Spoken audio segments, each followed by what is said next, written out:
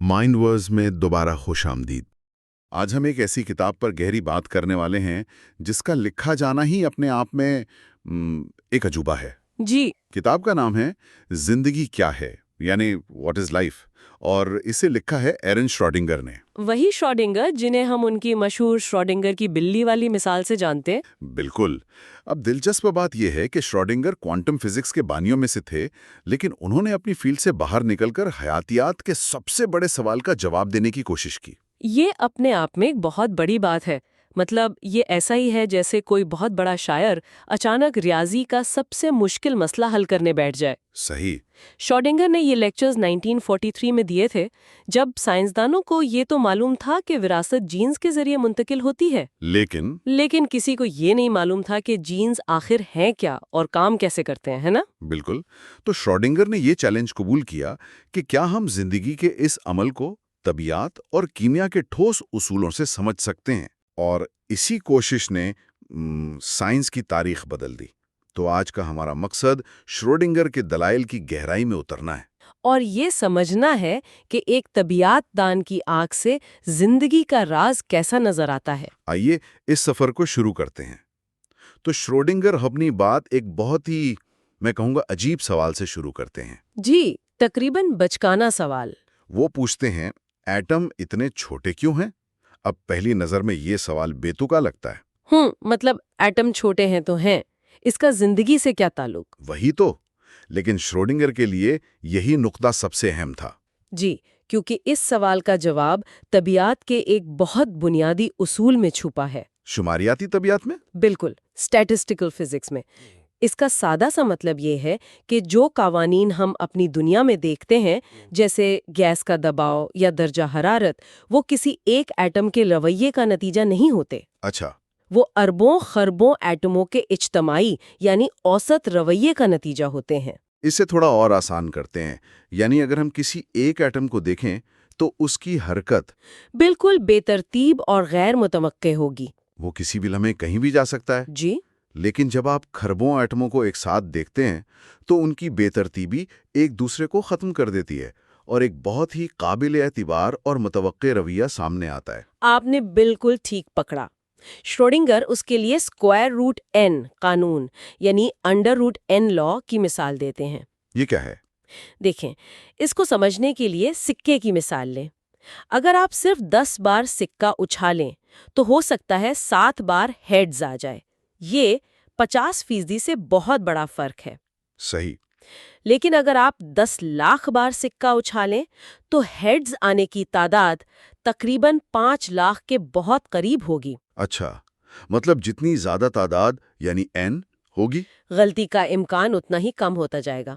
تو اس کا مطلب یہ ہوا کہ ہمارے جسم، ہمارے حواس اور ہمارے ارد گرد کی دنیا قابل اعتبار طریقے سے اس لیے کام کرتی ہیں کیونکہ وہ ایٹموں کی ایک بہت بہت بڑی تعداد سے بنی ہے۔ جی، اگر ہماری آنکھ یا ہاتھ صرف چند 100 ایٹموں سے بنے ہوتے تو ایٹموں کی مسلسل بے ترتیب حرارتی حرکت کی وجہ سے وہ کبھی ٹھیک سے کام ہی نہ کر پاتے۔ بالکل، کبھی ہاتھ یہاں ہوتا تو کبھی وہاں، اور دنیا ایک افراتفری کا شکار ہو کر رہ جاتی۔ تو زندگی کو ایک مستحکم اور منظم نظام کے لیے ایک کثیر ایٹمی ڈھانچے کی ضرورت ہے۔ جی، جسے میکرو مالیکیولر بھی کہتے ہیں۔ یہ طبیعت دان کا پہلا نتیجہ تھا۔ استحکام کے لیے بڑی تعداد لازمی ہے۔ ٹھیک ہے، تو ایک طرف طبیعت کا یہ ٹھوس اصول ہے کہ استحکام اور پریڈکٹیبلٹی کے لیے اربوں ایٹم چاہیے، لیکن دوسری طرف جب شروڈنگر نے اس وقت کے جینیات دانوں کی تحقیق کو دیکھا تو انہیں ایک بالکل مختلف اور حیران کن تصویر نظر آئی۔ ایک ایسا تضاد جس نے سب کچھ الٹ کر رکھ دیا۔ آپ کہہ سکتی ہیں، حیاتیات کی دنیا سے جو جواب آ رہا کا وہ طبیعت کے اس اصول کے بالکل الٹ تھا۔ کیسے؟ جینیات ہمیں بتا رہی تھی کہ ایک جاندار کی پوری ساخت، اس کی آنکھوں کے رنگ سے لے کر اس کے قد تک، ہر چیز کا منصوبہ، یعنی پورا بلو پرنٹ۔ جی، پورا بلو پرنٹ، ایٹموں کے ناقابل یقین حد تک چھوٹے گروہوں میں بند ہوتا ہے جنہیں ہم جینز کہتے ہیں۔ اور یہ جینز کروموزومز کے دھاگوں میں ایک کوڈ سکرپٹ کی طرح پروئے ہوتے ہیں۔ بالکل۔ ایک منٹ، یہ بات ہضم کرنا تھوڑا مشکل ہے۔ جب آپ کہتی ہیں ناقابل یقین حد تک چھوٹے گروہ، تو ہم کتنے ایٹموں کی بات کر رہے ہیں؟ اس وقت کے اندازوں کے مطابق جو بعد میں کافی حد تک درست ثابت ہوئے، ایک جین میں صرف چند لاکھ ایٹم ہوتے ہیں۔ صرف چند لاکھ؟ جی، اور یہ تعداد طبیعیات کی دنیا میں تقریباً کچھ بھی نہیں۔ یہ اتنی کم ہے کہ شماریاتی قوانین یہاں قابل اعتبار طریقے سے کام ہی نہیں کر سکتے۔ تو یہ تو ایک بہت بڑا تضاد ہے نا؟ بہت بڑا۔ یعنی ایک زندہ وجود کی پوری بلو پرنٹ جو نسل در نسل تقریباً بغیر کسی تبدیلی کے منتقل ہوتی ہے، وہ صرف چند لاکھ ایٹموں میں بند ہے۔ جی، یہ تو شماریاتی طبیعت کے اصولوں کی کھلی خلاف ورزی لگتی ہے۔ کیا اس وقت کے سائنسدان اس مسئلے سے پریشان نہیں تھے؟ وہ پریشان تھے، لیکن ان کے پاس اس کا کوئی جواب نہیں تھا۔ یہی وہ مرکزی پہیلی تھی جسے شروڈنگر حل کرنا چاہتے تھے۔ اچھا۔ کلاسیکی طبیعت کے مطابق اتنے چھوٹے ڈھانچے کو تو ایٹموں کے بے ترتیب حرارتی حرکت سے مسلسل بدلتے رہنا چاہیے، اسے مستحکم ہونا ہی نہیں چاہیے تھا۔ لیکن جینز تو حیرت انگیز طور پر مستقل اور پائیدار تھے۔ بالکل، وہ ہزاروں سال تک تقریباً جوں کے تیوں منتقل ہوتے ہیں۔ کلاسیکی طبیعت کے پاس اس استحکام کی کوئی وضاحت نہیں تھی۔ تو اگر کلاسیکی طبیعت اس کا جواب نہیں دے سکتی، تو شروڈنگر نے اس کا حل کہاں تلاش کیا؟ وہ خود کوانٹم فزکس کے ماہر تھے، تو میں اندازہ لگا سکتا ہوں کہ جواب اسی عجیب و غریب دنیا میں چھپا ہوگا۔ آپ کا اندازہ بالکل درست ہے۔ شروڈنگر نے کہا کہ ہمیں جینز کو ایٹموں کا ایک بے ترتیب مجموعہ سمجھنا چھوڑنا ہوگا۔ تو پھر انہیں کیا سمجھنا ہوگا؟ ان کے مطابق جینز دراصل بڑے مالیکیولز ہیں، اور یہیں کوانٹم میکینکس اپنا کردار ادا کرتی ہے۔ اچھا۔ کوانٹم تھیوری ہمیں بتاتی ہے کہ ایٹموں کے برعکس مالیکیولز کی ساخت بہت مستحکم ہوتی ہے۔ ایٹم ایک خاص ترتیب میں جڑ کر ایک لاکڈ حالت میں آ جاتے ہیں۔ لاکڈ حالت سے آپ کی کیا مراد ہے؟ اس کا مطلب ہے کہ ایک مالیکیول اپنی ساخت یا ترتیب اس وقت تک تبدیل نہیں کرتا جب تک اسے باہر سے ایک خاص کم از کم مقدار میں توانائی نہ دی جائے۔ اس توانائی کو تھریشولڈ انرجی کہتے ہیں؟ جی، تھریشولڈ انرجی۔ آپ اسے یوں سمجھیں کہ ایک کتاب اونچی شیلف پہ رکھی ہے، ہلکی ہوا کے جھونکے یہ کمرے میں چلنے پھرنے سے پیدا ہونے والی لرزش، جو حراتی توانائی کی طرح ہے؟ بالکل، وہ اس کتاب کو نہیں گرا سکتی۔ اسے گرانے کے لیے آپ کو ایک خاص زور سے دھکا دینا پڑے گا۔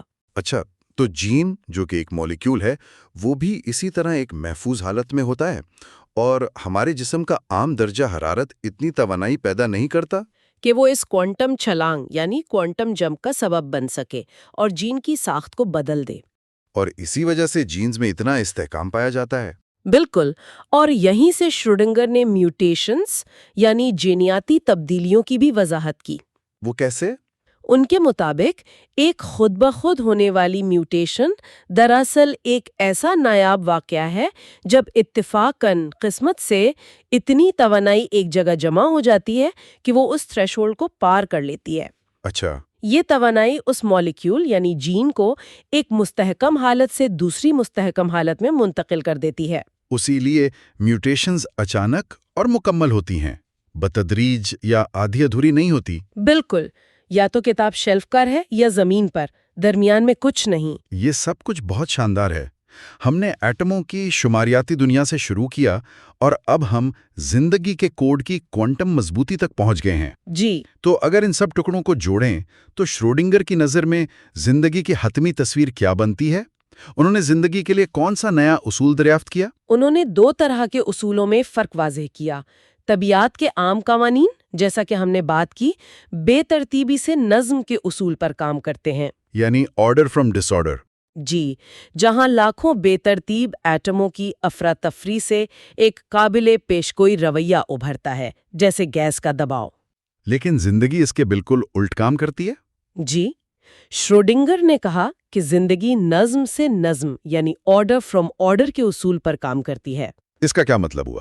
اس کا مطلب یہ ہے کہ زندگی کا آغاز ہی ایک انتہائی منظم اور پیچیدہ ساخت سے ہوتا ہے، یعنی جین سے، اور پھر یہ اسی نظم کو استعمال کر کے مزید نظم پیدا کرتی ہے اور اپنی ترتیب کو نسل در نسل برقرار رکھتی ہے۔ بالکل، یہ بے ترتیبی سے نظم نہیں بناتی بلکہ نظم کو قائم رکھتی اور اسے پھیلاتی ہے۔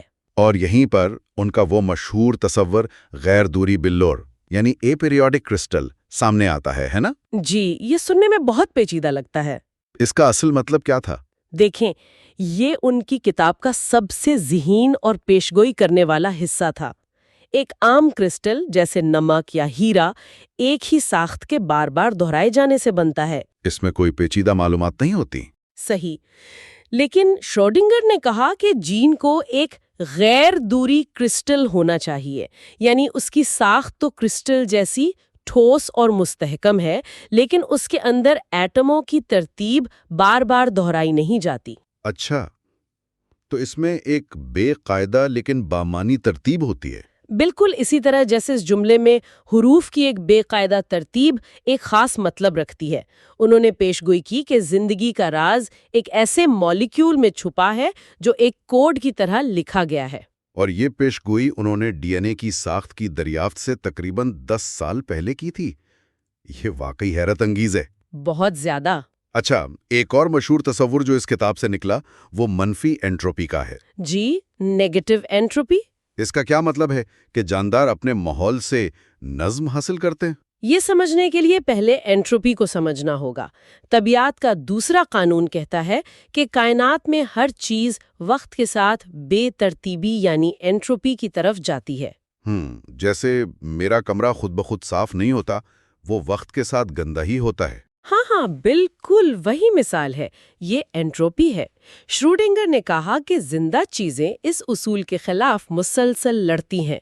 वो मरने पर बेतरतीब हो जाती हैं, लेकिन जब तक जिंदा है वो अपनी अंदरूनी तरतीब को बरकरार रखती हैं। और वो ये कैसे करती हैं? वो अपने माहौल से तवानाई और मुनज़्ज़म मॉलिक्यूल्स यानी खुराक हासिल करके ऐसा करती हैं।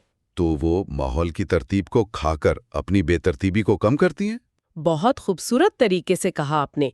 मनफी एंट्रोपी का मतलब सिर्फ ये है कि जिंदगी कायनात के उमूमी बहाव के खिलाफ तैरती है और मुसलसल अपनी अंदरूनी तरतीब को इन्हितात से बचाने के लिए माहौल की तरतीब को इस्तेमाल करती है। तो खुलासा ये है कि श्रोडिंगर, जो एक तबीयतदान थे, हमें जिंदगी की एक ऐसी तस्वीर दिखाते हैं जो क्वांटम मैकेनिक्स के उसूलों पर कायम एक मौजिज़ा है। जी, एक ऐसी मशीनरी जो एक इंतहाई मुस्तहकम मॉलिक्यूलर कोड की बुनियाद पर काम करती है और कायनात के उमूमी रुझान यानी बेतरतीबी की तरफ जाने के खिलाफ मुसलसल मुजाहमत करती है। बिल्कुल।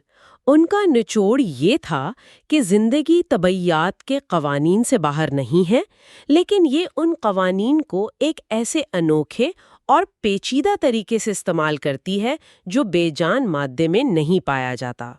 यानी ये नज्म को न सिर्फ बरकरार रखने बल्कि उसे पैदा करने और नस्ल दर नस्ल मुंतकिल करने की सलाहियत रखती है। जी, ये मादे की एक बहुत ही खास और मुनज़्ज़म हालत है। लेकिन श्रोडिंगर यहाँ रुकते नहीं हैं।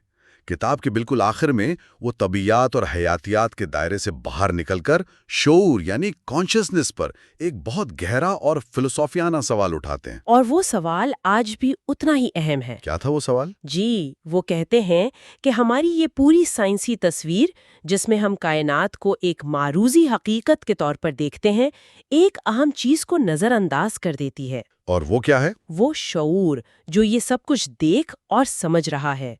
वो लिखते हैं कि हमारा शऊर खुद इस साइंसी तस्वीर का हिस्सा नहीं है, बल्कि वो कैनवस है जिस पर ये तस्वीर बनाई जा रही है। और फिर वो एक चौंका देने वाला सवाल पूछते हैं। वो कहते हैं कि हम जो ये अरबों अलग अलग जहन और शऊर देखते हैं, मेरा जहन, आपका जहन, क्या ये महज एक धोखा है? क्या हकीकत में सिर्फ एक ही जहन है, एक ही शऊर है जो मुख्तलिफ जिस्मों के जरिए दुनिया का तजुर्बा कर रहा है? ये एक ऐसा सवाल है जो साइंस और फलसफे की सरहदों को मिला देता है और हमें ये सोचने पर मजबूर करता है कि इस कायनात में हमारी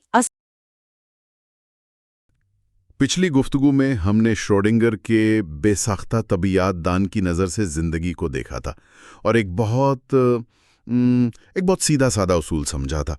जहाँ ज़िंदगी है वहाँ नज़म है, और तबीयात में नज़म तभी आता है जब आप एटमों की बहुत बहुत बड़ी तादाद के साथ काम कर रहे हो।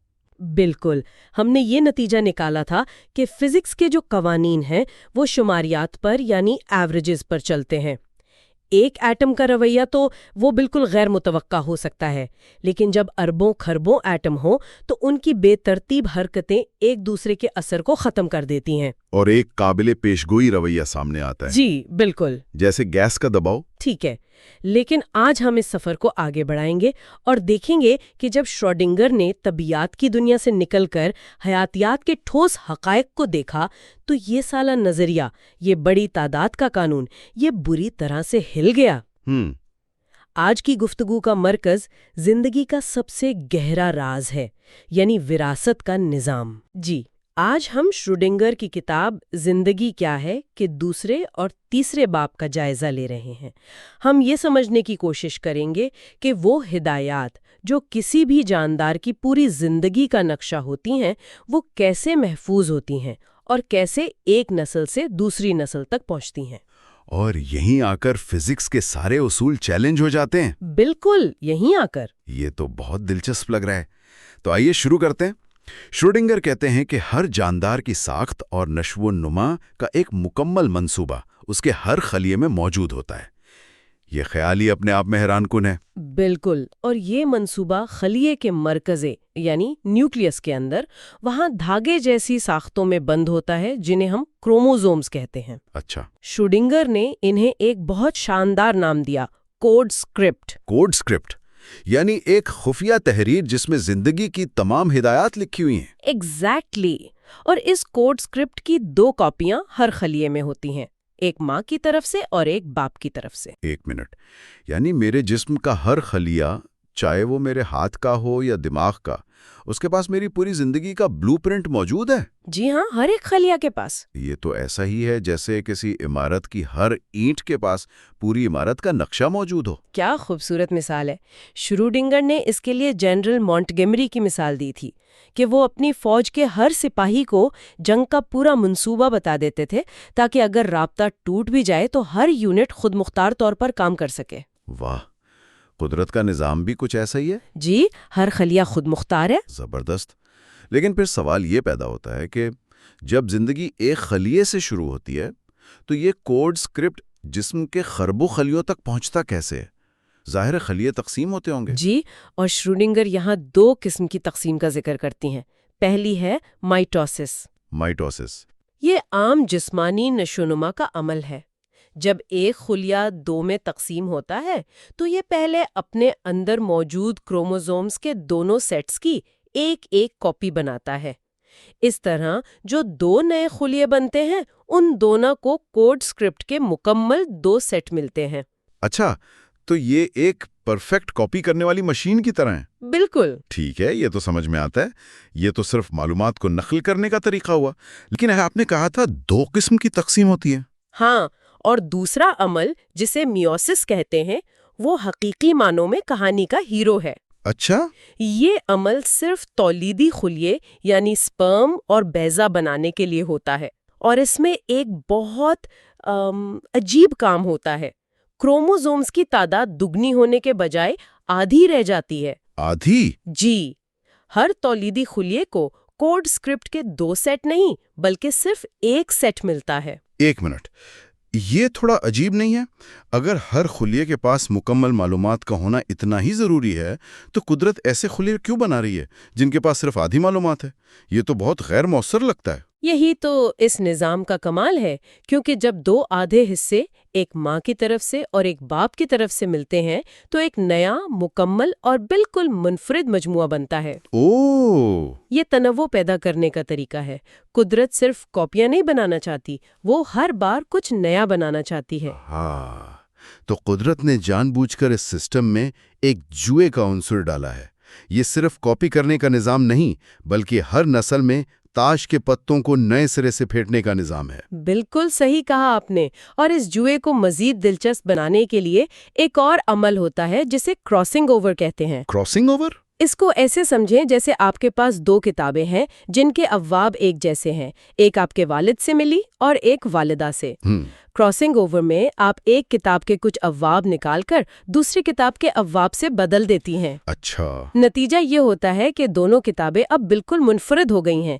یہی وجہ ہے کہ بہن بھائی جنہیں ایک ہی والدین سے کروموزومز ملتے ہیں پھر بھی ایک دوسرے سے بہت مختلف ہوتے ہیں۔ یہ کوڈ اسکرپٹ کا خیال بہت دلچسپ ہے، لیکن کوئی بھی کوڈ حروف یا الفاظ سے بنتا ہے۔ اس حیاتیاتی کوڈ کی بنیادی اکائی کیا ہے؟ وہ کون سی اینٹ ہے جس سے یہ پوری عمارت بنی ہے؟ وہ اینٹ ہے جین۔ کروموسوم ایک لمبا دھاگا ہے اور اس دھاگے پر مختلف مقامات پر جینز موتیوں کی طرح پروئے ہوتے ہیں۔ ہر جین کسی خاص خصوصیت کو کنٹرول کرتا ہے، جیسے آنکھوں کا رنگ۔ ٹھیک ہے، لیکن یہاں سے کہانی ایک انتہائی حیران کن موڑ لیتی ہے، اور وہ ہے جین کا سائز۔ اچھا، اس میں کیا حیرانی کی بات ہے؟ شروڈنگر کے زمانے میں مختلف طریقوں سے اندازہ لگایا گیا کہ ایک جین کا حجم بہت ہی چھوٹا ہوتا ہے، اتنا چھوٹا کہ اس میں زیادہ سے زیادہ چند لاکھ ایٹم ہو سکتے ہیں، اور شاید صرف 1000 ایٹم؟ ایک منٹ، پچھلی بار ہم نے یہ اصول قائم کیا تھا کہ کسی بھی چیز کے رویے کی قابل اعتبار پیشگوئی کے لیے لاکھوں کروڑوں ایٹم چاہیے، اور اب آپ کہہ رہی ہیں کہ زندگی کا پورا کوڈ جو ہزاروں سال سے مستحکم ہے وہ صرف چند ہزار ایٹموں پہ ٹکا ہے؟ یہ تو فزکس کے اس قانون کی سرہی خلاف ورزی ہے۔ یہ تو ممکن ہی نہیں ہونا چاہیے۔ آپ بالکل صحیح جگہ پہنچیں۔ یہی وہ سوال ہے جس نے شروڈنگر کو یہ کتاب لکھنے پر مجبور کیا۔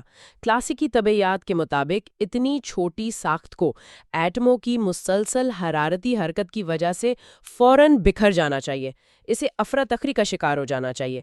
لیکن جین وہ ہزاروں سال تک اپنی ساخت کو حیرت انگیز درستی کے ساتھ برقرار رکھتے ہیں۔ ایک غیر معمولی استحکام۔ جی، تو اگر یہ جین اتنے زیادہ مستحکم ہیں، اتنے پرفیکٹ ہیں، تو پھر ارتقاء کیسے ہوتا ہے؟ یعنی جانداروں میں وقت کے ساتھ تبدیلیاں کیسے آتی ہیں؟ ڈارون کا نظریہ تو یہی کہتا تھا کہ تبدیلیاں ہوتی ہیں۔ بہت اہم سوال۔ شروڈنگر یہاں ڈارون کے نظریہ ارتقاء کو جدید جینیات سے جوڑتے ہیں۔ ڈارون کا خیال تھا کہ ارتقاء بہت چھوٹی، مسلسل ہونے والی تبدیلیوں سے ہوتا ہے، لیکن جدید تجربات، خاص طور پر ہیوگو ڈیوریز کے کام نے دکھایا کہ ایسا نہیں ہے۔ تو پھر تبدیلیاں کیسے آتی ہیں؟ یہ تبدیلیاں اچانک چھلانگ کی صورت میں ہوتی ہیں، جنہیں میوٹیشن کہا جاتا ہے۔ میوٹیشن؟ جی، یہ جین کی ساخت میں ہونے والی ایک حقیقی ٹھوس تبدیلی ہے۔ مطلب ارتقاء ایک ہموار ڈھلان نہیں ہے، بلکہ سیڑھیوں کی طرح ہے۔ آپ ایک سٹیپ پر کافی دیر رہتے ہیں اور پھر اچانک ایک چھلانگ لگا کر اگلے سٹیپ پر پہنچ جاتے ہیں۔ بالکل یہی بات ہے۔ جب ایک میوٹیشن ہوتی ہے تو وہ بالکل اسی طرح نسل در نسل منتقل ہوتی ہے جیسے اصل جین منتقل ہو رہا تھا، اور یہی میوٹیشنز قدرتی انتخاب کے لیے خام مال فراہم کرتی ہیں۔ اچھا، اگر کوئی میوٹیشن ماحول کے لیے فائدہ مند ہو تو وہ نسل میں پھیل جاتی ہے، اور اگر نقصان دہ ہو تو وہ جاندار شاید زندہ ہی نہ بچے۔ ٹھیک ہے۔ تو یہ میوٹیشنز ہوتی کیوں ہیں؟ کیا یہ بس ایسے ہی اچانک ہو جاتی ہیں؟ قدرتی طور پر یہ بہت نایاب اور اتفاقی ہوتی ہیں، لیکن سائنسدانوں نے دریافت کیا کہ ان کی شرح کو مصنوعی طریقوں سے بڑھایا جا سکتا ہے، خاص طور پر ایکس رے یا دوسری آئنائزنگ ریڈیشن کے ذریعے۔ ہاں، اور ان تجربات نے میوٹیشن کے عمل کے بارے میں کچھ چونکا دینے والے انکشافات کیے۔ جیسے کہ ان تجربات سے 2 بہت اہم باتیں سامنے آئیں۔ پہلی یہ کہ میوٹیشن کی شرح تابکاری کی مقدار کے بالکل سیدھے متناسب ہے، یعنی اگر آپ تابکاری کی ڈوز کو دوگنا کریں گے تو میوٹیشن کی شرح بھی بالکل دوگنی ہو جائے گی۔ اس سے کیا ظاہر ہوتا ہے؟ اس سے یہ ظاہر ہوتا ہے کہ میوٹیشن بہت سے چھوٹے چھوٹے واقعات کا مجموعی اثر نہیں ہے، بلکہ یہ ایک واحد واقعہ کا نتیجہ ہے۔ ایک واحد واقعہ؟ یہ تو بہت عجیب بات ہے۔ یعنی ایسا نہیں ہے کہ تابکاری دھیرے دھیرے جین کو کمزور کرتی ہے، بلکہ یہ ایک ہی جھٹکے میں ہوتا ہے، جیسے کوئی ایک گولی سیدھا نشانے پر لگی ہو۔ آپ نے بالکل صحیح پکڑا ہے، یہ ایک ہی جھٹکے کا نتیجہ ہے۔ اور دوسرا قانون ہمیں بتاتا ہے کہ یہ جھٹکا ہے کیا۔ تجربات سے پتہ چلا کہ میوٹیشن کا انحصار اس بات پر ہے کہ ایک مخصوص حجم میں کل کتنی آئونائزیشن ہوئی ہے۔ آئونائزیشن یعنی جب کوئی ایٹم توانائی جبس کر کے اپنا ایک الیکٹران کھو دیتا ہے۔ بالکل. تو اس کا مطلب یہ ہوا کہ میوٹیشن کا سبب بننے والا واحد واقعہ ایک آئنائزیشن کا عمل ہے جو کروموسوم کے اندر ایک بہت ہی چھوٹے سے حصے میں ہوتا ہے. اور وہ حصہ کتنا بڑا ہے؟ جب اس حصے جسے حساس حجم کہا گیا کا اندازہ لگایا گیا تو پتہ چلا کہ یہ شاید صرف 1000 ایٹموں پر مشتمل ہے. وہی تعداد؟ جی، یہ وہی تعداد ہے جو ہم نے جین کے سائز کے بارے میں دیکھی تھی. اس کا مطلب ہے کہ جین کی پوری ساخت میں تبدیلی کسی ایک ایٹم میں ہونے والے توانائی کے دھماکے سے ہو سکتی ہے. تو آج کی گفتگو کا خلاصہ یہ ہے کہ زندگی کی پوری عمارت کا انحصار جینز پر ہے. انتہائی چھوٹے مگر حیرت انگیز طور پر مستقم مالیکیولز. یہی جینز ایک کوڈ سکرپٹ کی طرح کام کرتے ہیں، نسل در نسل منتقل ہوتے ہیں اور ہر نسل میں ایک نیا امتزاج بناتے ہیں. اور یہی جینز میوٹیشن کے ذریعے ارتقاء کو ممکن بناتے ہیں. اور یہ میوٹیشن کسی ایک ایٹمی سطح کے واقعے جیسے آئنائزیشن کا نتیجہ ہوتی ہے. یہ سب ہمیں ایک ایسی تصویر دکھاتا ہے جہاں زندگی کی بنیاد ایٹموں کے چھوٹے گروہوں کے انتہائی منظم رویے پر ہے. لیکن ہم وہیں واپس آ گئے ہیں جہاں سے شروع کیا تھا. لیکن اب یہ معمہ اور بھی گہرا ہو گیا ہے. ایک طرف زندگی کا ناقابل یقین استحکام اور دوسری طرف فزکس کے قوانین جو کہتے ہیں کہ ایسا ہو ہی نہیں سکتا. بالکل. ہم اسی بنیادی سوال پر واپس آ گئے ہیں جس نے کلاسیکی طبیعیات دان کو پریشان کیا تھا. آخر صرف چند ہزار ایٹموں پر مشتمل ایک ساخت ہزاروں سال تک اپنی شکل کیسے برقرار رکھ سکتی ہے جبکہ طبیعیات کے شماریاتی قوانین کے مطابق اسے ہر وقت ہونے والی حرارتی افراتفری سے تباہ ہو جانا چاہیے؟ اس کا مطلب ہے کہ یہاں طبیعیات کا کوئی ایسا اصول کام کر رہا ہے جو عام حالات میں نظر نہیں آتا. کوئی ایسا قانون جو ایٹموں کی چھوٹی تعداد کو بھی نظم و ضبط کا پابند بنا سکتا ہے. اور یہی وہ نقطہ ہے جہاں شروڈنگر ہمیں کوانٹم میکینکس کی دنیا میں لے جاتے ہیں. ہماری اگلی گفتگو میں ہم اسی معمہ کا حتمی جواب تلاش کریں گے اور دیکھیں گے کہ شروڈنگر نے جین کے اس معجزاتی استحکام کی وضاحت کے لیے کوانٹم فزکس کے نظریات کا استعمال کیسے کیا. یہ یقیناً ایک دلچسپ سفر ہوگا. پچھلی گفتگو میں ہم نے ایک بہت بڑے سوال پر بات ختم کی تھی.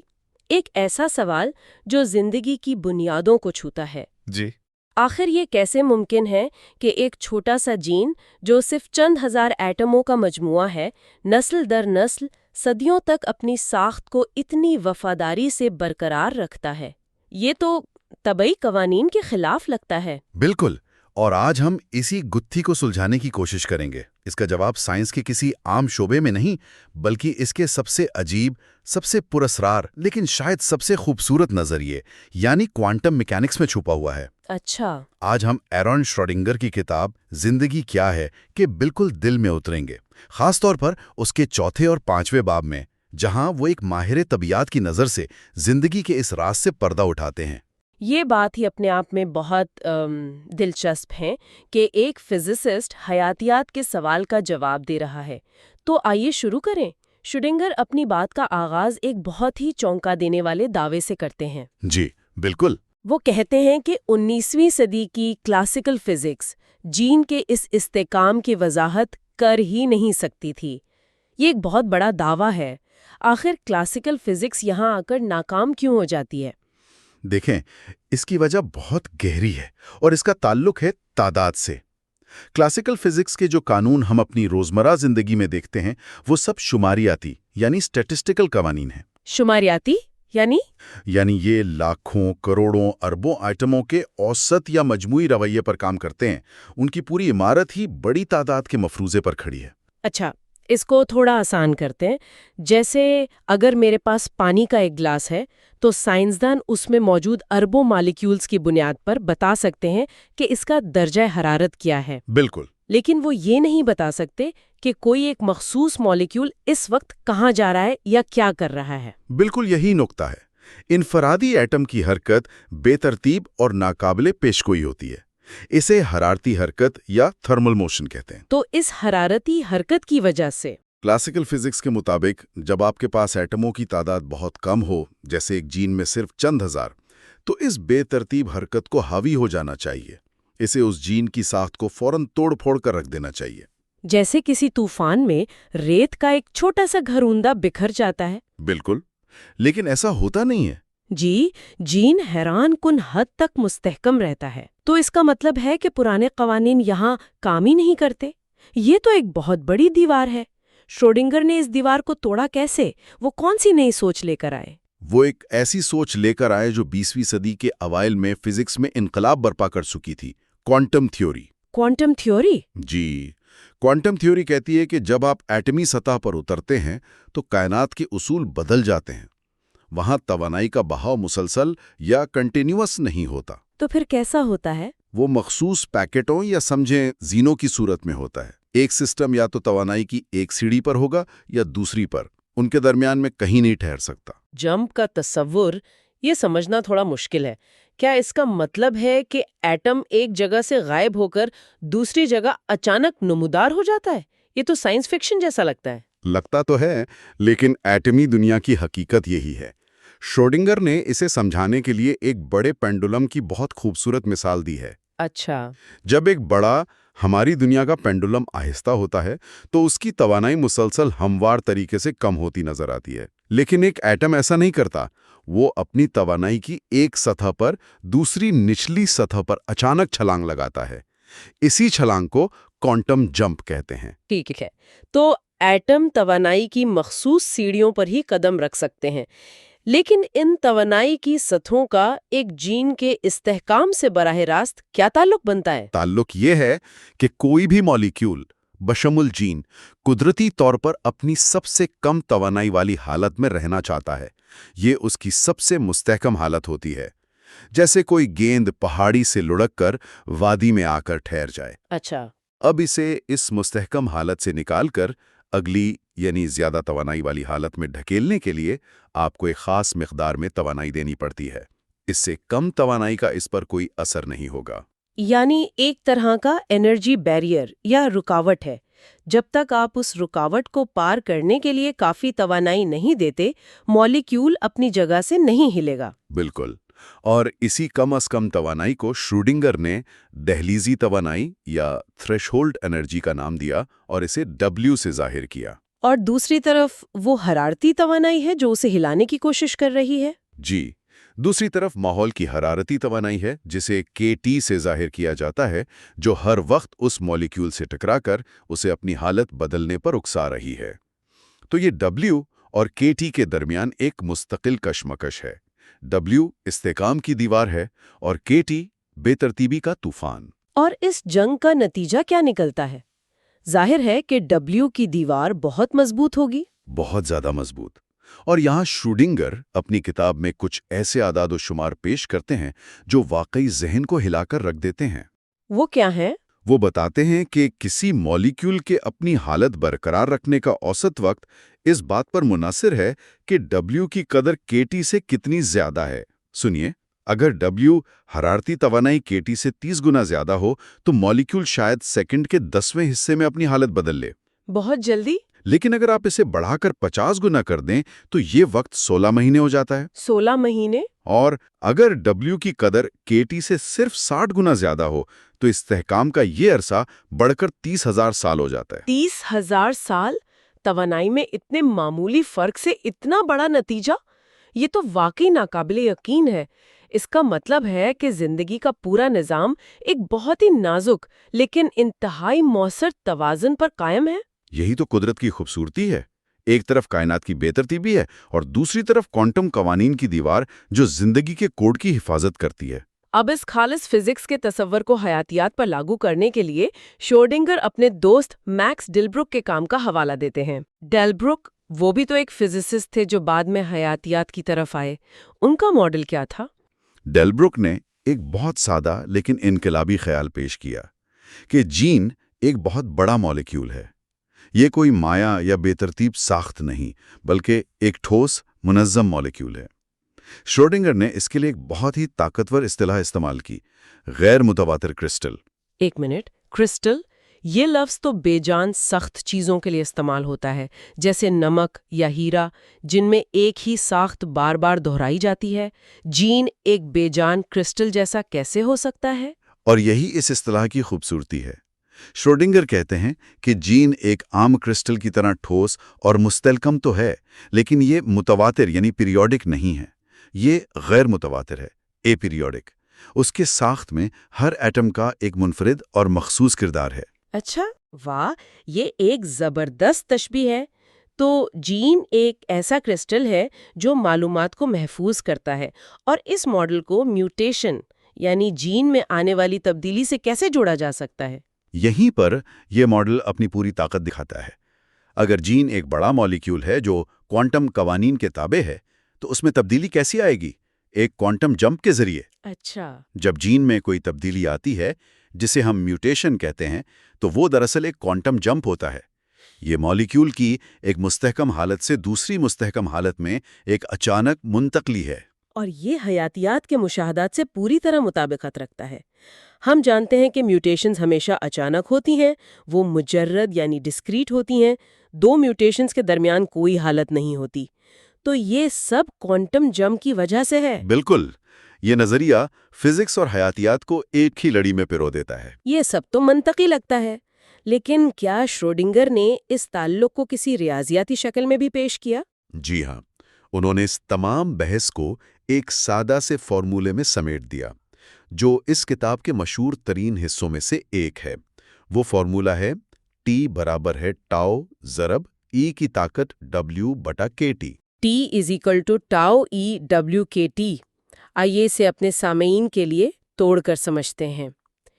T वो औसत वक्त है जिस तक हमारा जीन अपनी हालत को बरकरार रखेगा। यानी इसके इस्तेहकाम का पैमाना। जी, और टाओ एक छोटी सी मुस्तकिल कदर है। असल कहानी W और KT की है। W वो दहलीजी तवानाई यानी इस्तेहकाम की दीवार, और KT माहौल की हरारती तवानाई जो इस दीवार को तोड़ने की कोशिश कर रही है। और इस फॉर्मूले की सबसे अहम चीज E की ताकत है, यानी ये एक एक्सपोनेंशियल ताल्लुक है।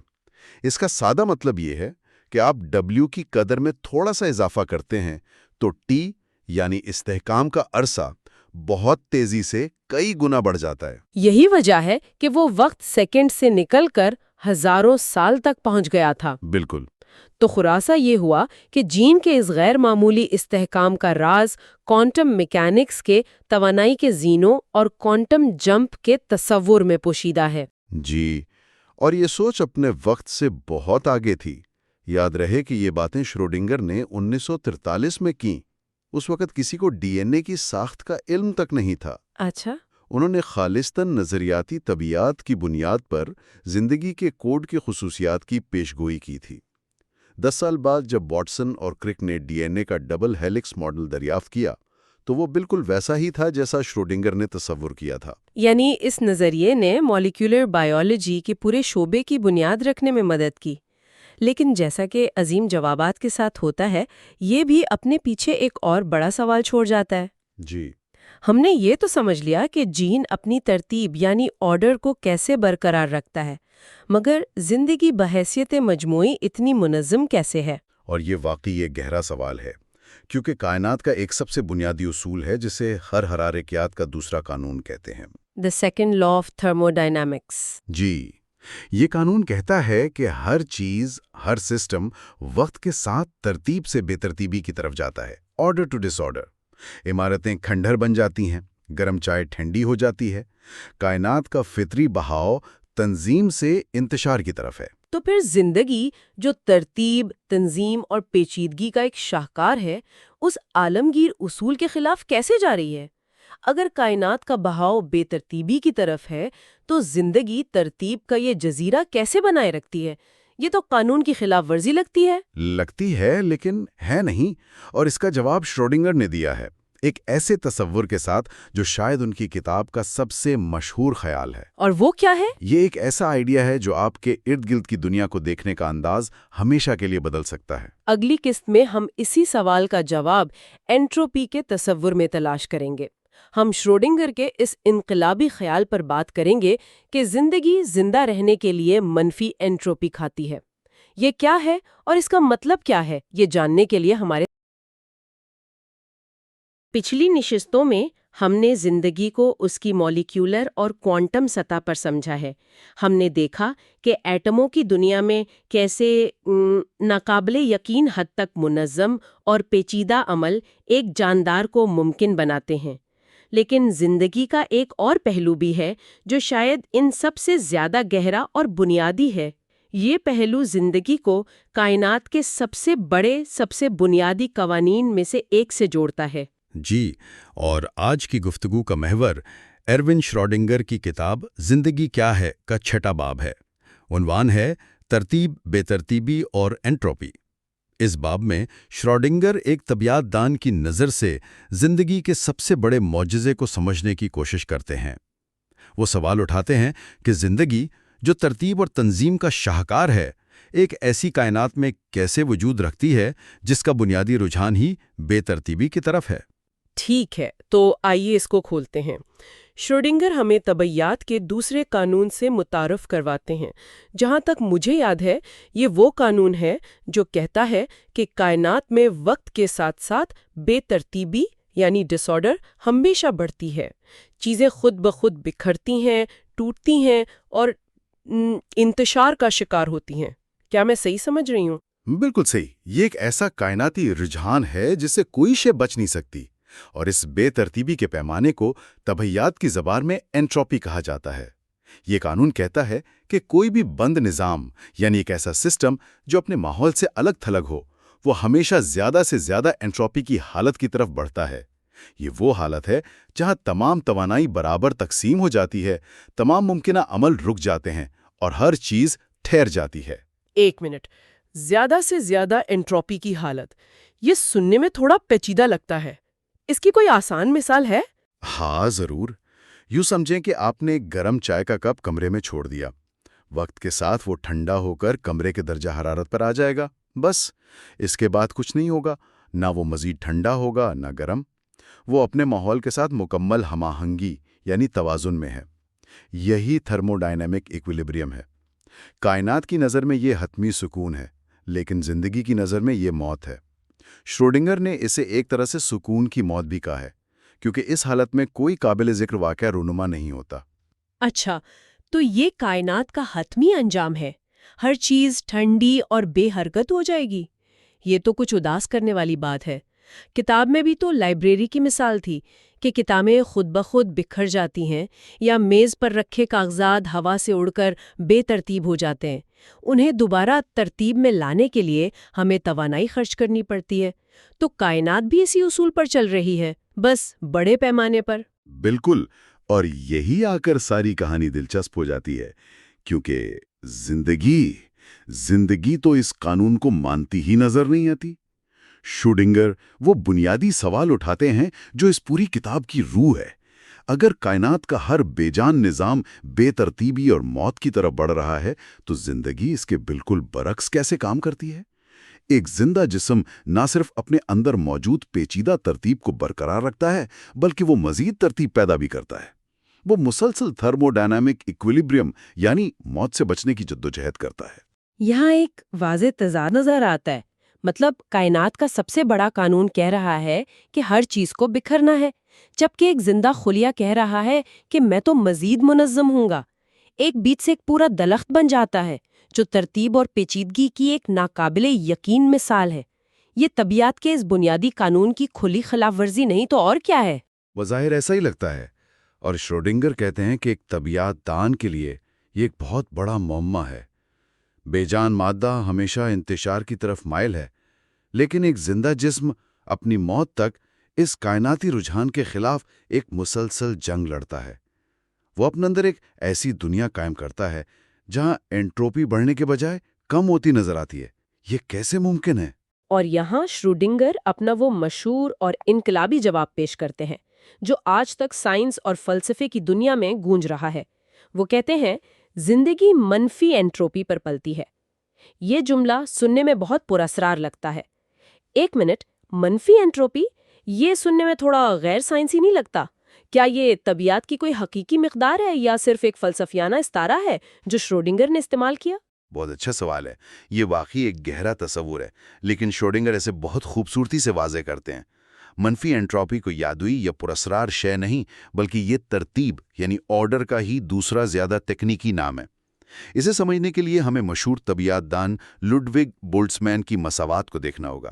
بولٹزمین نے کہا تھا کہ انٹروپی بے ترتیبی کا پیمانہ ہے، یعنی انٹروپی K log D، جہاں D بے ترتیبی یا ڈس آرڈر کی مقدار ہے۔ تو ریاضی کے لحاظ سے اگر انٹروپی بے ترتیبی ہے تو اس کا منفی کیا ہوگا؟ ظاہر ہے ترتیب۔ اچھا، تو جب شروڈنگر کہتے ہیں کہ زندگی منفی انٹروپی پر پلتی ہے تو اس کا مطلب یہ ہوا کہ زندگی اپنے ماحول سے ترتیب حاصل کرتی ہے۔ ایک جاندار کے جسم کے اندر قدرتی طور پر انٹروپی پیدا ہوتی رہتی ہے، یعنی بے ترتیبی بڑھتی ہے، لیکن وہ اس نقصان کی تلافی اپنے ماحول سے ترتیب چوز کر کرتا ہے تاکہ اپنے اندر ترتیب کی ایک بلند سطح کو برقرار رکھ سکے۔ بالکل، اور یہیں سے ہمیں غذا کا حقیقی مقصد سمجھ میں آتا ہے۔ ہم عام طور پر سوچتے ہیں کہ ہم کھانا توانائی حاصل کرنے یا اپنے جسم کے مادی اجزاء کی تعمیر کے لیے کھاتے ہیں۔ شروڈنگر کہتے ہیں کہ یہ بات مکمل طور پر درست نہیں۔ دراصل ہم اپنی خوراک میں موجود ترتیب کو استعمال کرتے ہیں۔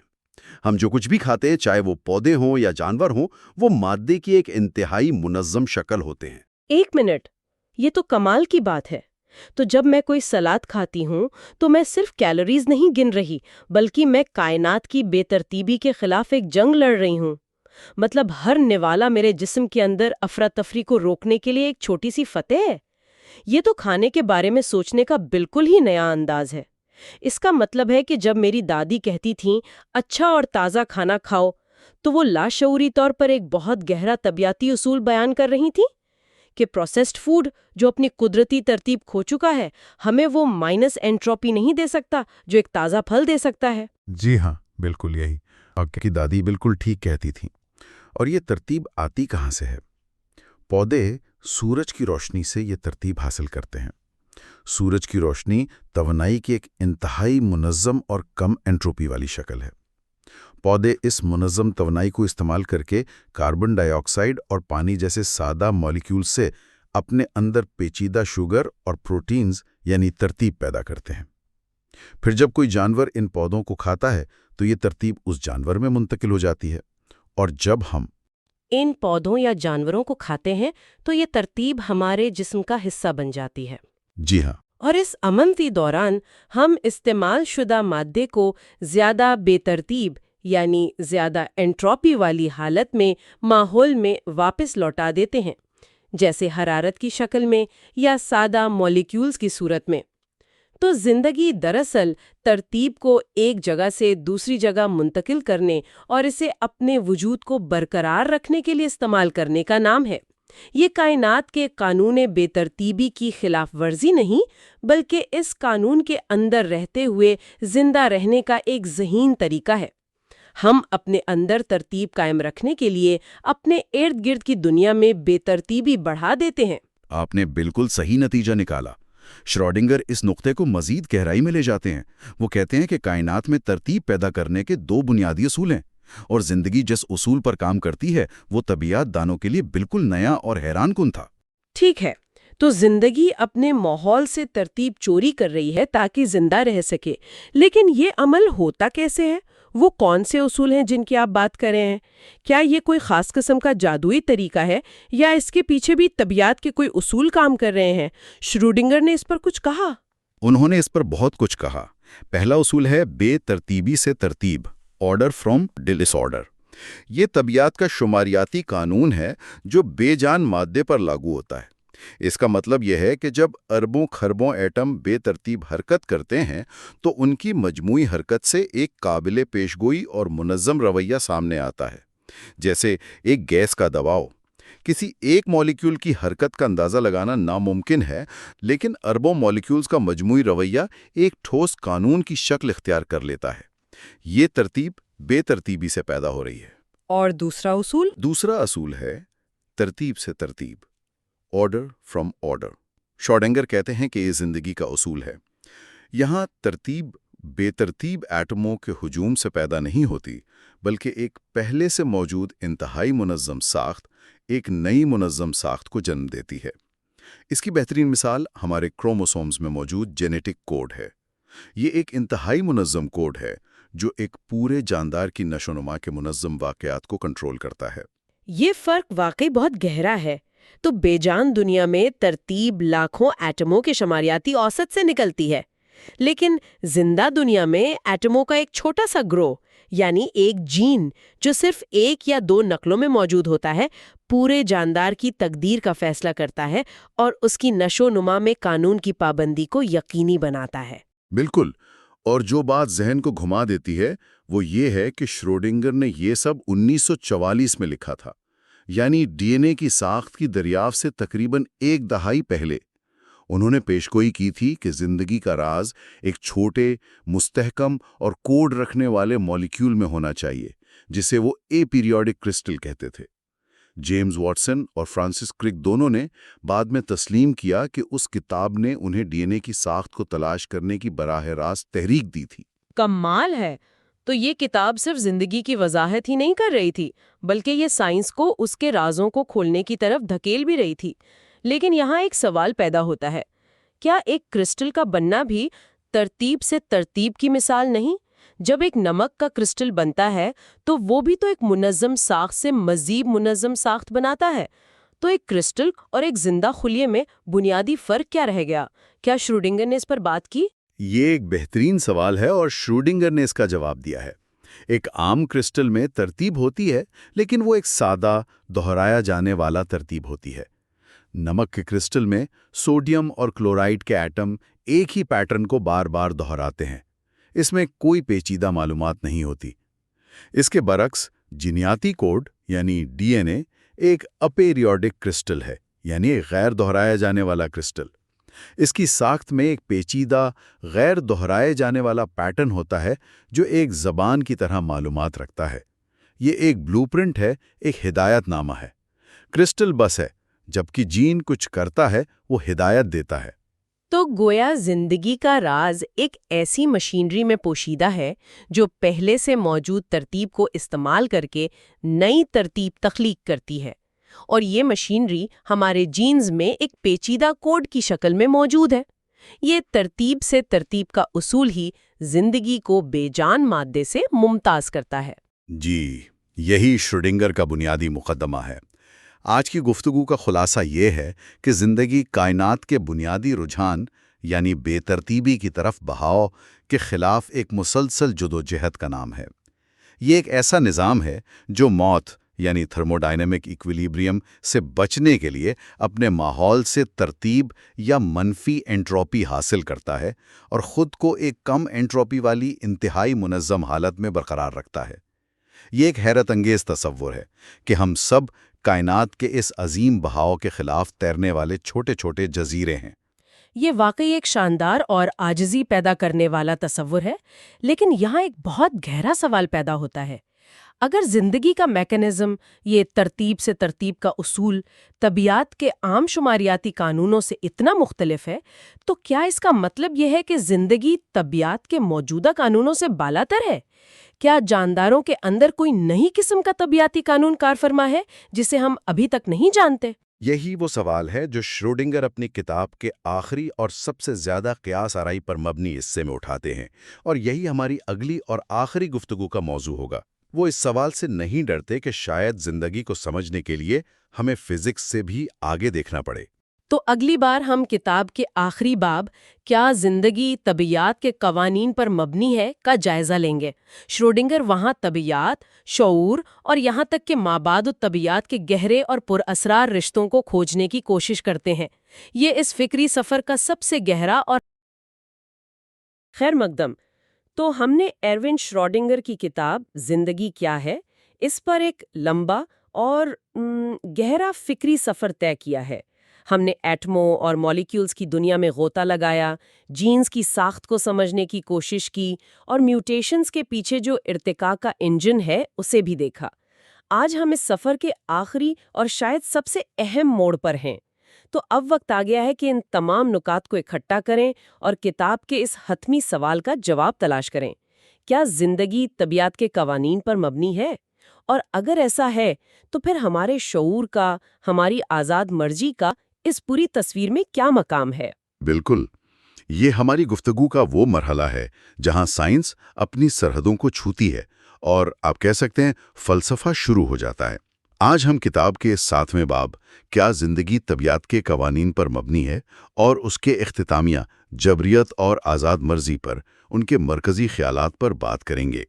ये वो हिस्सा है जहां श्रोडिंगर, जो खुद एक फिजिसिस्ट थे, हमें तबीयत की लेबोरेटरी से निकालकर इंसानी वजूद के सबसे बड़े सवालात के सामने ला खड़ा करते हैं।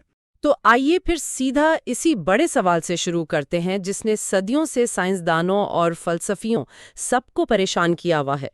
क्या जिंदगी तबैयात के कवानीन को तोड़ती है? क्या जानदारों में कोई ऐसी पुरस्रार जिंदगी की चिंगारी या कोई वाइटल फोर्स काम कर रही है जो बेजान मादे में नहीं होती? श्रोडिंगर इसका जो जवाब देते हैं वो एक ही वक्त में बहुत सादा भी है और बहुत गहरा भी। जी, और उनका जवाब एक वाज़े नहीं है। वो कहते हैं कि जिंदगी तबैयात के मौजूदा कवानीन की कोई खिलाफ वर्जी नहीं करती। हमें किसी नई पुरस्रार कुव्वत को इजाद करने की कोई ज़रूरत नहीं। लेकिन, और ये लेकिन बहुत अहम है, वो कहते हैं कि जिंदगी की तामीर यानी उसकी साख्त और काम करने का तरीका वो इतना मुनफरिद है कि वो तबैयात की आम लेबोरेटरी में नज़र नहीं आता। वो एक बेहतरीन मिसाल देते हैं। तसव्वुर करें, एक इंजीनियर है जिसने आज तक सिर्फ भाप के इंजन देखे हैं और वो पहली बार एक इलेक्ट्रिक मोटर देखता है। अच्छा, तो वो मोटर में लगे तांबे और लोहे को तो पहचान लेगा, लेकिन जिस उसूल पर वो काम कर रही है वो उसके लिए बिल्कुल नया होगा। बिल्कुल, वो समझ जाएगा कि ये किसी बिल्कुल नए उसूल पर काम करती है, हालांकि इसमें इस्तेमाल होने वाला सारा मादा वही जाना पहचाना है। श्रोडिंगर के मुताबिक जिंदगी भी कुछ ऐसी ही है। ये काम तो तबीयत के कवानीन के तहत ही करती है, लेकिन एक ऐसे उसूल पर जो बेजान मादे में हमें नजर नहीं आता। और ये नया उसूल वही गैर दौरी बलूर यानी ए पेरियोडिक क्रिस्टल है, यानी जीन, जिस पर हमने पिछली बार बात की थी। तो क्या जिंदगी का राज किसी पुरस्रार कुव्वत में नहीं, बल्कि सिर्फ मॉलिक्यूल्स की तरतीब, उनकी आर्किटेक्चर में है? आपने बिल्कुल सही पकड़ा। श्रोडिंगर इस उसूल को एक खास नाम देते हैं, तरतीब से तरतीब, यानी ऑर्डर फ्रॉम ऑर्डर। अब यहाँ एक दिलचस्प नुक्ता है। आम तबीयत जिस चीज़ पर आप कह सकते हैं कि फ़ख्र करती है, वो बेतरतीबी से तरतीब का उसूल है, ऑर्डर फ्रॉम डिसऑर्डर। जैसे एक डब्बे में बंद गैस के लाखों एटम बेतरतीबी से भाग रहे हैं, लेकिन उनकी मजमूई हरकत से गैस के दबाव जैसा एक मुनज़्ज़म काबिल पेशगोई कानून उभरता है। ये शुमारियात का कमाल है। अच्छा, यानी लाखों गैर मुतवक्के वाक़यात मिलकर एक मुतवक्के नतीजा पैदा करते हैं। जी हाँ, लेकिन जिंदगी इसके बिल्कुल उलट काम करती है। यहाँ पहले से मौजूद एक इंतहाई मुनज़्ज़म साख्त यानी जीन, वो मज़ीद मुनज़्ज़म वाक़यात को जन्म देती है। जीन का मॉलिक्यूल अपने अंदर मौजूद मालूमात के मुताबिक प्रोटीन्स बनाता है, खुलिये बनाता है और बिलाखिर एक पूरा जानदार तश्कील देता है। ये बेतरतीबी से तरतीब नहीं, बल्कि तरतीब से तरतीब पैदा करने का निज़ाम है। ये एक बिल्कुल मुख्तलिफ खेल है। इस तरतीब से तरतीब वाले उसूल को मज़ीद वाज़ेह करने के लिए श्रोडिंगर एक घड़ी और जानदार का मुवाजना करते हैं। ये मुझे बहुत दिलचस्प लगा। बज़ाहिर तो इन दोनों में कोई मुमासलत नज़र नहीं आती। बज़ाहिर नहीं आती, लेकिन गहराई में है। श्रोडिंगर कहते हैं कि दोनों की सबसे बुनियादी मुश्तरक बात यह है कि वो ठोस मादे सॉलिड्स पर मुश्तमिल हैं। ठोस मादा कमरे के दर्जा हरारत पर एटमों की बेतरतीब हरारती हरकत यानी थर्मल नॉइस, उसके असरात को बर्दाश्त कर सकता है और अपनी साख्त बरकरार रखता है। अब एक चलती हुई घड़ी को देखें, उसकी सुइयों की मुनज़्ज़म हरकत भी तरतीब से तरतीब की एक बेहतरीन मिसाल है। उसका मुनज़्ज़म ढांचा, उसकी गियर्स, उसकी मुनज़्ज़म हरकत को यकीनी बनाते हैं। लेकिन वो ये भी कहते हैं कि मामला इतना सीधा नहीं है। एक हकीकी घड़ी भी 100% मैकेनिकल नहीं होती है ना, इसमें भी बेतरतीबी का एक उन्सुर होता है। सही कहा। एक हकीकी घड़ी में रगड़ होती है, फ्रिक्शन होती है, जिसकी वजह से उसके पुर्जे गर्म होते हैं। ये हरारत तवानाई की बेतरतीब शक्ल है। अगर आप घड़ी को चाबी ना दें तो ये रगड़ की वजह से बिलाखिर रुक जाएगी और उसकी तमाम मुनज़्ज़म तवानाई हरारत की बेतरतीब शक्ल में ज़ाया हो जाएगी। तो इस लिहाज से घड़ी भी शुमारियाती कवानीन से मुकम्मल तौर पर आज़ाद नहीं है। अच्छा, तो अगर दोनों ही किसी हद तक तरतीब के उसूल पर काम करते हैं और दोनों में ही बेतरतीबी का थोड़ा बहुत अमल दखल है, तो फिर एक जानदार और एक घड़ी में वो बुनियादी जौहरी फर्क क्या है जो एक को जिंदा और दूसरे को बेजान बनाता है? ये इस बहस का आप कह सकते हैं कलीदी सवाल है। फर्क उनकी साख्त की पेचीदगी की किस्म में है। घड़ी की साख्त एक दौरी या पीरियोडिक साख्त है। इसका डिज़ाइन सादा है और बार बार दोहराया जाता है। अच्छा, यानी जैसे एक ईंटों की दीवार, एक ही ईंट, एक ही पैटर्न बार बार दोहराया जा रहा है, खूबसूरत है, मुनज़्ज़म है, लेकिन इसमें कोई ख़ास मालूमात या पैगाम नहीं है। तो फिर इसके मुकाबले में जिंदगी की साख्त कैसी है? जिंदगी की बुनियादी साख्त यानी जीन या क्रोमोसोम एक गैर दौरे साख्त है, ए पीरियोडिक। इसमें कोई दोहराई नहीं होती। श्रोडिंगर इसे रेफेल की बनाई हुई एक टेपेस्ट्री से तशबीह देते हैं, जिसमें हर धागा, हर रंग, हर डिज़ाइन का हिस्सा मुनफरिद और बामानी है। ये एक सादा पैटर्न नहीं बल्कि एक पेचीदा शाहकार है। वाह! तो एक घड़ी एक सादा दोहराए जाने वाले गीत की तरह है, जैसे धुन धुन धुन धुन, जबकि एक जीन एक पूरी सिम्फनी की तरह है जिसमें हर सुर, हर साज, हर उतार चढ़ाव मुनफरिद है और पूरे नगमे की कहानी बयान करता है। क्या खूबसूरत मिसाल दी है आपने। बिल्कुल यही बात है। यही गैर दौरी साख्त जीन को मालूमात का एक वसी ज़ख़ीरा रखने के काबिल बनाती है। जिंदगी का पूरा कोड, पूरा ब्लूप्रिंट। श्रोडिंगर एक छोटा सा हिसाब लगाकर बताते हैं कि अगर आपके पास मोर्स कोड की तरह सिर्फ 2 अलामात हों, डॉट और डैश, तो आप उनको मुख्तलिफ तरतीब में जोड़कर जितने चाहें पैगामात लिख सकते हैं। जीन की साख्त में 4 मुख्तलिफ हरूफ होते हैं और ये लाखों की तादाद में एक जंजीर में जुड़े होते हैं। इसमें मालूमात ज़ख़ीरा करने की गुंजाइश नाकाबिले तसव्वुर हद तक ज़्यादा है। एक घड़ी वक्त बताती है, लेकिन एक जीन बताता है कि एक जानदार कैसे बनना है और कैसे काम करना है। ठीक है, ये बात अब बिल्कुल वाज़ेह हो गई। तो खुलासा ये है कि हमारा जिस्म एक नाकाबिले यकीन हद तक पेचीदा मालूमात से भरी मशीन है जो तबीयत के कवानीन के तहत तरतीब से तरतीब के उसूल पर चलती है। लेकिन जैसे ही मैं ये कहती हूँ, मेरे जहन में एक बहुत परेशान कुन ख्याल आता है। अगर मेरा जिस्म वाकई एक मशीन है जो कवानीन के मुताबिक चल रही है, तो फिर मैं कहाँ हूँ? मेरा ये एहसास कि मैं फैसले करती हूँ, मैं अपने आमाल का इंतखाब करती हूँ, क्या ये सब सिर्फ एक धोखा है? यहीं पर आकर ये सवाल सिर्फ साइंस का नहीं रहता, है ना? आप बिल्कुल सही जगह पहुंची हैं। यही वो मकाम है जहां से श्रोडिंगर हमें तबीयत के दायरे से निकालकर फलसफे की गहरी वादियों में ले जाते हैं। किताब का इख्तितामिया इसी मसले पर है, जबरियत और आज़ाद मर्जी, डिटर्मिनिज्म एंड फ्री विल। वो कहते हैं कि हमारे सामने 2 ऐसे हक़ाइक़ हैं जिनसे इनकार मुमकिन नहीं। और वो 2 हक़ाइक़ क्या हैं? पहला हकीकत, जो साइंस हमें बताती है, हमारा जिस्म एक मशीन की तरह काम करता है जो फितरत के अटल कवानीन के ताबे है। हर अमल की एक वजह है और हर वजह का एक नतीजा। एटमों की हर हरकत काबिल पेशगोई है। ये जबरियत है। दूसरा हकीकत, जो हमारा ज़ाती बराह रास्त तजुर्बा है। हमें अपनी ज़िंदगी का तजुर्बा ये बताता है कि हम अपने आमाल के ज़िम्मेदार हैं। हम सोचते हैं, हम फैसले करते हैं और हमें आज़ाद मर्जी का एक गहरा और नाकाबिल तरदीद एहसास है। ये तो एक नाकाबिले हल तजाद लगता है। ये दोनों बातें एक साथ सच कैसे हो सकती हैं?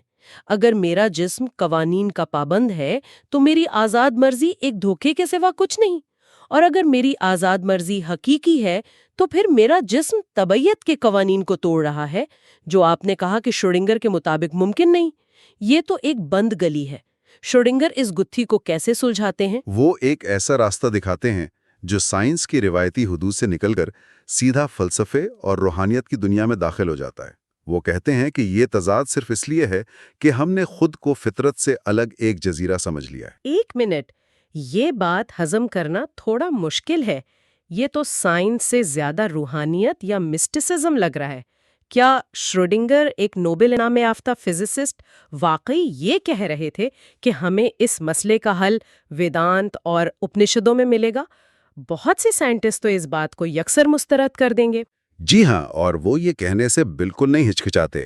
وہ کہتے ہیں کہ اس تضاد کا واحد قابل فہم حل یہ ہے کہ میں، یعنی ہر وہ شعور جو خود کو میں کہتا ہے، دراصل وہی ہستی ہے جو فطرت کے قوانین کے مطابق ایٹموں کی حرکت کو کنٹرول کر رہی ہے۔ وہ کہتے ہیں کہ شعور کی کثرت، یہ جو پلورالٹی آف کانشسنس ہے، یہ محض ایک ظاہری دھوکہ ہے۔ حقیقت میں شعور ایک واحد چیز ہے۔ ان کا مشہور جملہ ہے، Consciousness is a singular of which the plural is unknown. یعنی شعور ایک واحد ہے، اس کا کوئی جمع نہیں ہوتا۔ یہ تو بہت گہری بات ہے۔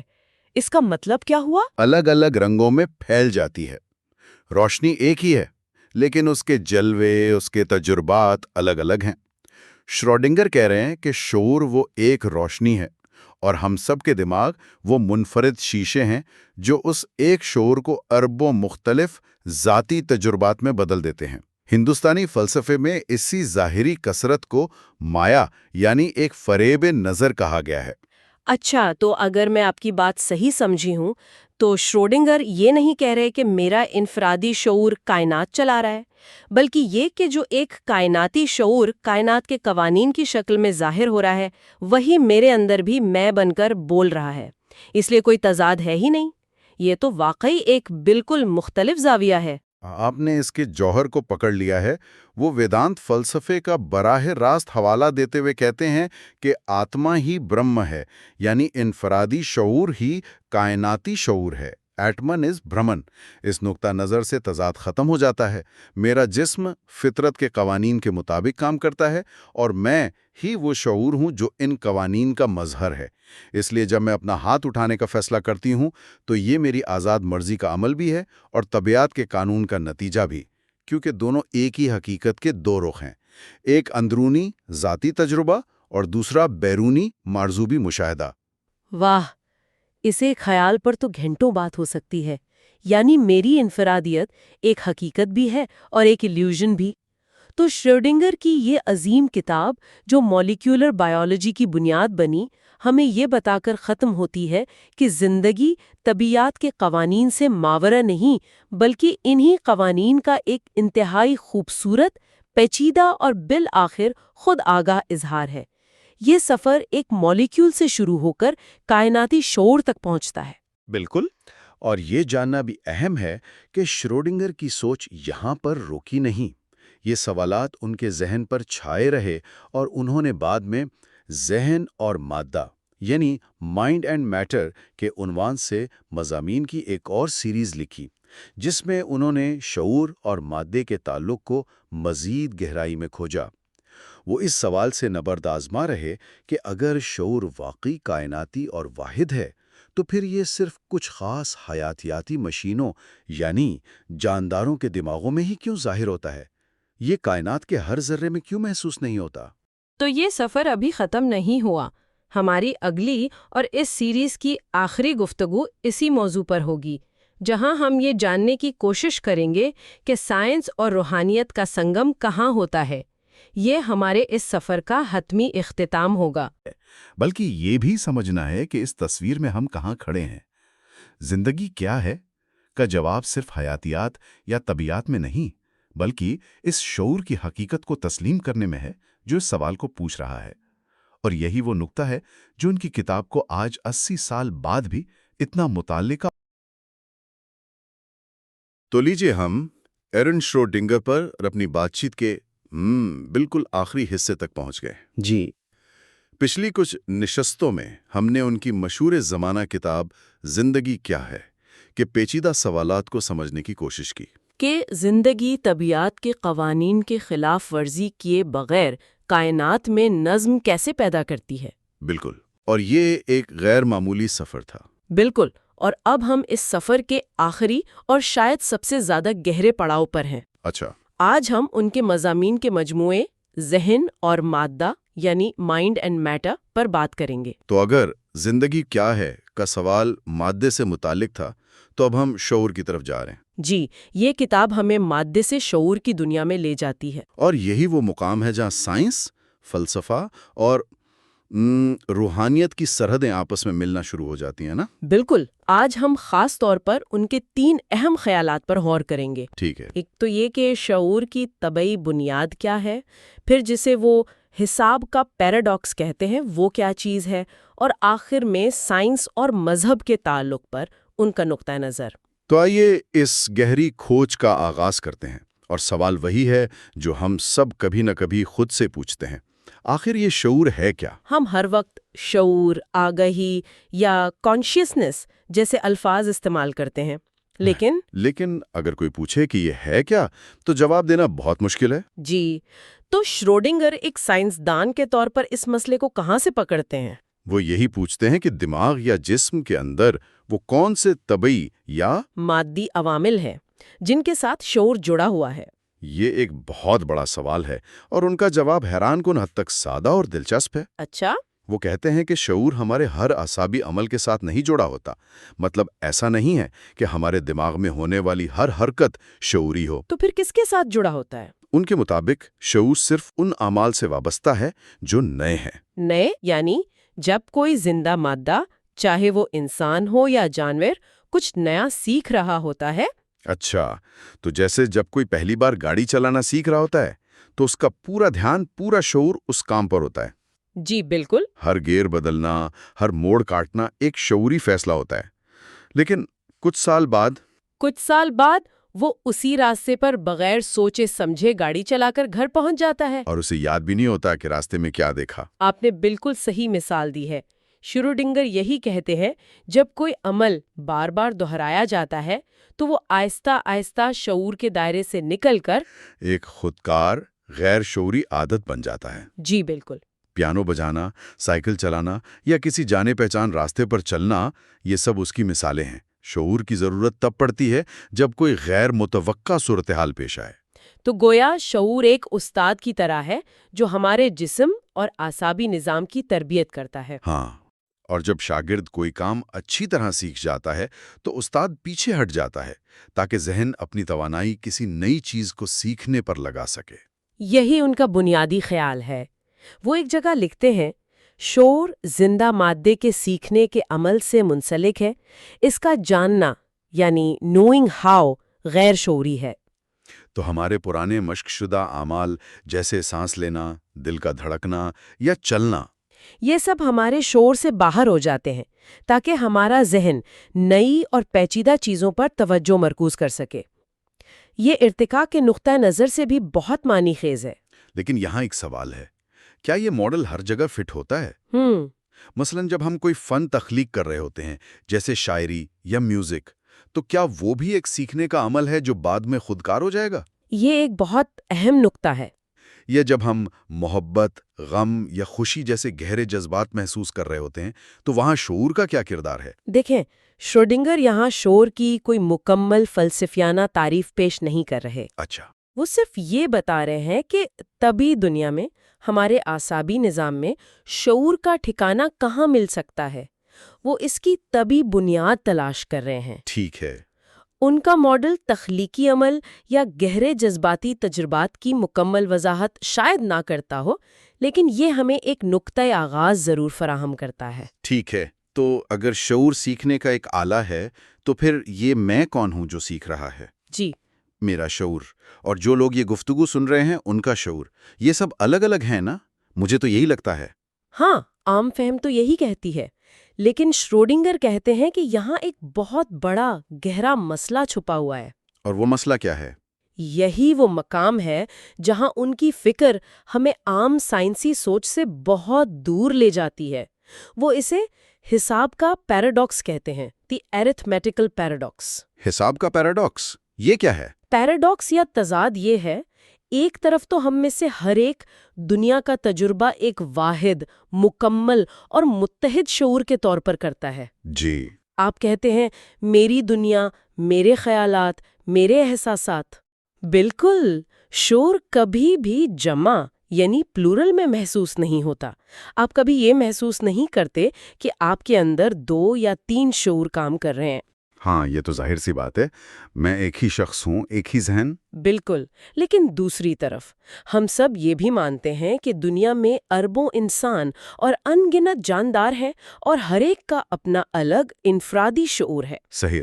تو ایک طرف ایک واحد متحد شعور کا ذاتی تجربہ ہے اور دوسری طرف اربوں الگ الگ شعوروں کا منطقی تصور۔ شروڈنگر کہتے ہیں کہ یہ دونوں باتیں ایک ساتھ سچ نہیں ہو سکتی۔ کیا مطلب؟ یہ تو ایک منطقی تضاد ہے۔ جی، یہی تو پیراڈاکس ہے۔ یہ تو بہت عجیب بات ہے۔ مطلب ہم اپنی پوری زندگی اسی یقین کے ساتھ گزار دیتے ہیں کہ میں ایک الگ وجود ہوں اور آپ ایک الگ، اور شروڈنگر اس بنیادی احساس کو ہی چیلنج کر رہے ہیں۔ جی، وہ اسے ایک اینٹونمی کہتے ہیں، ایک ایسا تضاد جو بظاہر ناقابل حل لگتا ہے، ایک دنیا جو ہر فرد کو اپنی ذاتی کائنات لگتی ہے، اور ساتھ ہی یہ یقین کہ ایسی اربوں ذاتی کائناتیں موجود ہیں۔ یہ کیسے ممکن ہے؟ بالکل۔ وہ کہتے ہیں کہ مغربی فکر کے پاس اس کا کوئی تسلی بخش جواب نہیں ہے۔ تو پھر اس تضاد کا حل کیا ہے؟ اگر یہ ایک منطقی مسئلہ ہے تو اس کا جواب منطق میں ہی ہونا چاہیے، لیکن شروڈنگر تو اس کا جواب ڈھونڈنے کے لیے سائنس سے باہر نکل جاتے ہیں، ہے نا؟ بالکل۔ یہاں ان کی سوچ مشرق کی طرف، خاص طور پر قدیم ہندوستانی فلسفے کی طرف جاتی ہے۔ اچھا۔ وہ اس کا حل اپنیشد کے فلسفے میں پاتے ہیں، جس کی بنیاد ایک عظیم خیال پر ہے، آتما برہم ہے۔ آتما برہم ہے، اس کا کیا مطلب ہے؟ اس کا سادہ مطلب ہے کہ انفرادی روح یعنی آتما در حقیقت کائناتی روح یعنی برہم ہی ہے۔ اوہ! شروڈنگر کے مطابق یہ جو ذہنوں کی کثرت ہمیں نظر آتی ہے نا، میرا ذہن، آپ کا ذہن، کسی اور کا ذہن، یہ صرف ایک ظاہری دھوکہ ہے۔ دھوکہ؟ جی، جسے ہندو فلسفے میں مایا کہا جاتا ہے۔ حقیقت میں صرف ایک ہی شعور، ایک ہی ذہن ہے جو ہر ذی روح میں مختلف شکلوں میں ظاہر ہو رہا ہے۔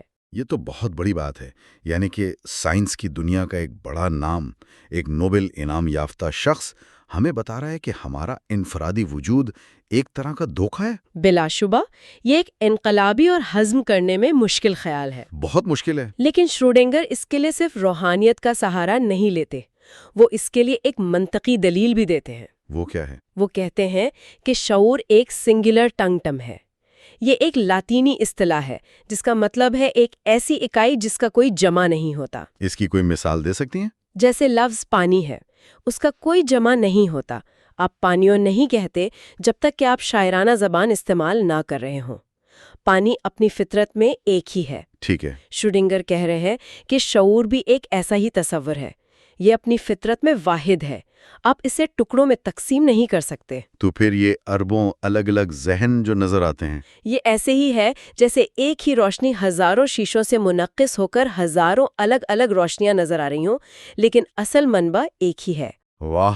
اور کیا وہ اس خیال کی حمایت میں کوئی سائنسی ثبوت بھی پیش کرتے ہیں؟ وہ اپنے دور کے ایک عظیم ماہر فعلیات سر چارلز شیرنگٹن کا حوالہ دیتے ہیں۔ جی۔ شیرنگٹن اس بات پر ساری زندگی حیران رہے کہ ہمارا دماغ جو اربوں خلیوں اور سینکڑوں مختلف حصوں پر مشتمل ہے، اور جہاں ہر وقت لاکھوں سگنل دوڑ رہے ہوتے ہیں، بالکل، اس سب کے باوجود ہمارا تجربہ ہمیشہ ایک واحد، متحد اور مکمل شعور کا کیوں ہوتا ہے؟ یہ سب کچھ ایک اکائی میں کیسے بندھ جاتا ہے؟ اور شروڈنگر کے لیے اس کا جواب یہی تھا کہ اصل میں شعور اپنی فطرت میں ہی واحد ہے۔ جی، اگر شعور ایک ہی ہے اور یہ خیال مشرقی روحانیت سے بہت قریب ہے، تو پھر سائنس اور مذہب کی اس پرانی لڑائی کا کیا ہوگا؟ سائنس پر تو ہمیشہ سے یہ الزام لگتا ہے کہ وہ خدا، روح اور روحانیت جیسے تصورات کو مسترد کرتی ہے، کہ وہ دہریت کو فروغ دیتی ہے۔ شروڈنگر اس الزام کو ایک بہت بڑی غلط فہمی سمجھتے ہیں۔ اچھا۔ وہ کہتے ہیں کہ سائنس کا خدا سے انکار دراصل اس کی کوئی نظریاتی ضد نہیں، بلکہ اس کے اپنے بنائے ہوئے طریقہ کار کی ایک مجبوری ہے۔ مجبوری؟ کیسی مجبوری؟ ان کے مطابق سائنس نے اپنا آبجیکٹو ورلڈ ماڈل بناتے وقت ایک بہت بنیادی چیز کو مساوات سے باہر نکال دیا تھا۔ اور وہ چیز کیا تھی؟ مشاہدہ کرنے والا ذہن، یعنی خود شعور۔ ایک منٹ، اسے ذرا آسان لفظوں میں سمجھائیں۔ آبجیکٹو ورلڈ ماڈل سے کیا مراد ہے؟ دیکھیں، سائنس کی بنیاد اس اصول پر ہے کہ سچائی وہ ہے جو سب کے لیے یکساں ہو، جو موروثی یعنی آبجیکٹو ہو۔ ٹھیک ہے، تاکہ تجربات کو کوئی بھی کہیں بھی دہرا سکے اور نتیجہ ایک ہی آئے۔